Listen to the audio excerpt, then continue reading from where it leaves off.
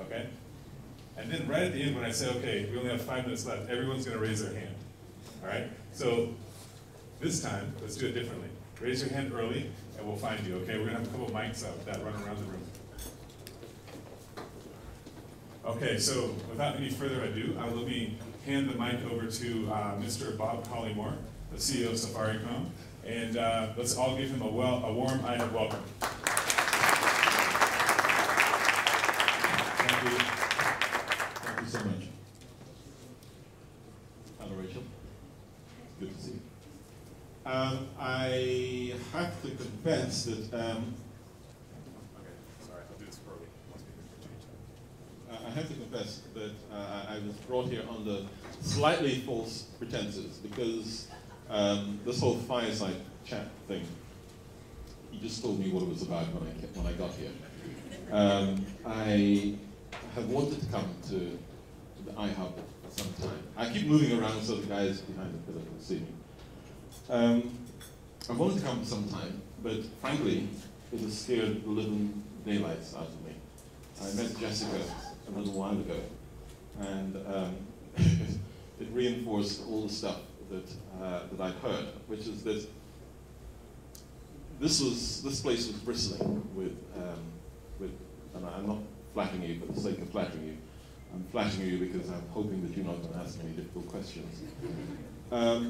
But this place is bristling with smart people, and I've had mixed commentary. On the one hand, you know, if I watch the BBC, I hear that this is the place that if you're in Nairobi and you haven't come to see the iHub, then you're missing something big.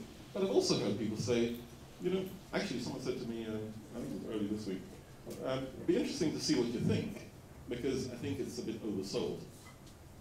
So we'll see. My own team, and I have some of them here, and I'll just introduce them just very briefly. So I have Nzioka, who is my Director of Corporate Affairs. I have Ken, who is one of our heads of divisions in the technical team. They're both Kenyans, so you'll notice they just turned up just in time.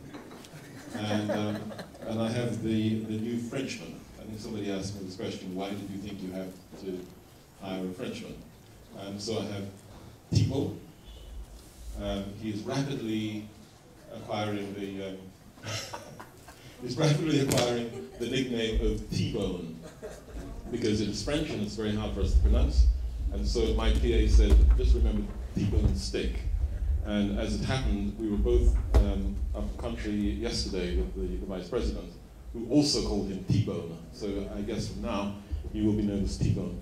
But T-Bone has just been with us for the past less than a week. And it really is a great opportunity for him to come meet you guys.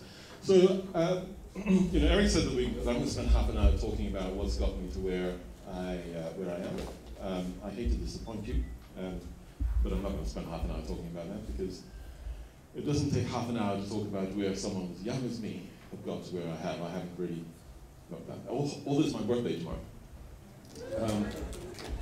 Thank you. I've dropped so many hints to my team. If I don't get presents tomorrow, you guys are in so much trouble. So just very briefly, and really it will just take a couple of minutes, but I want to talk a little bit more about, you know, Safaricom, my perspective on Safaricom, rather than about me. So I'm probably the least educated person in this room. Can I take my jacket off? I'm probably the least educated person in this room. I was born, as Rachel knows, about 35 years ago.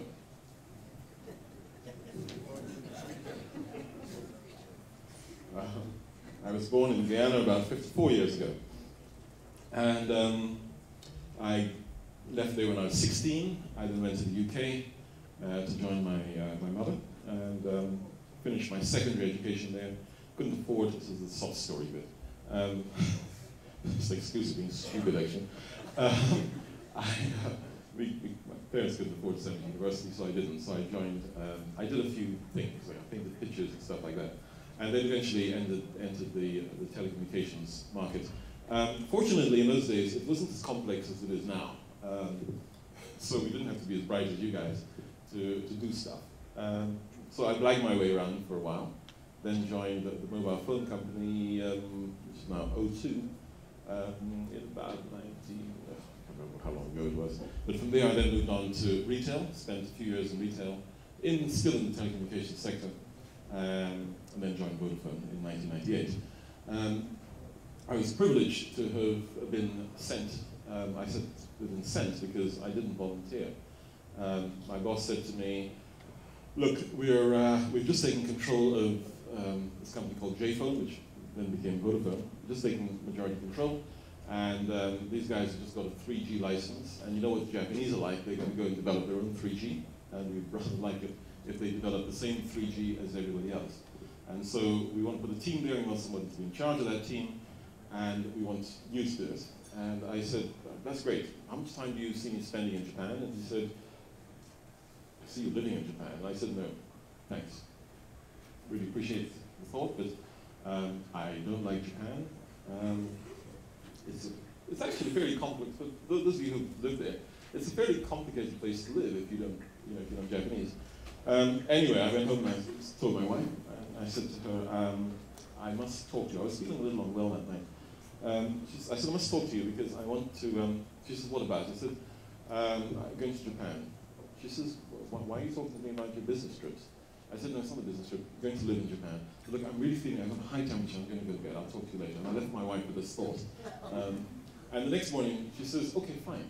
I said, okay, fine, what? She says, okay, fine, we go to Japan. I says, come on, you've never even been to Japan. Anyway, we lived in Japan for 3 years. And it was a great experience because Japan, as you know, is a place that really takes technology very seriously. Everything they do is technology driven, including going to the toilet. Who's been to Japan? Okay, so I can't make the stories up there. Shucks. But you know, in Japan, even when you go to the toilet, there's a kind of his and hers thing. There's electronic, you can play recorded sounds so that people can't hear what you're doing. I don't know what they think you're going to be doing. So everything was was technology driven, and it was a great time to be there because a lot of the stuff that you guys are doing.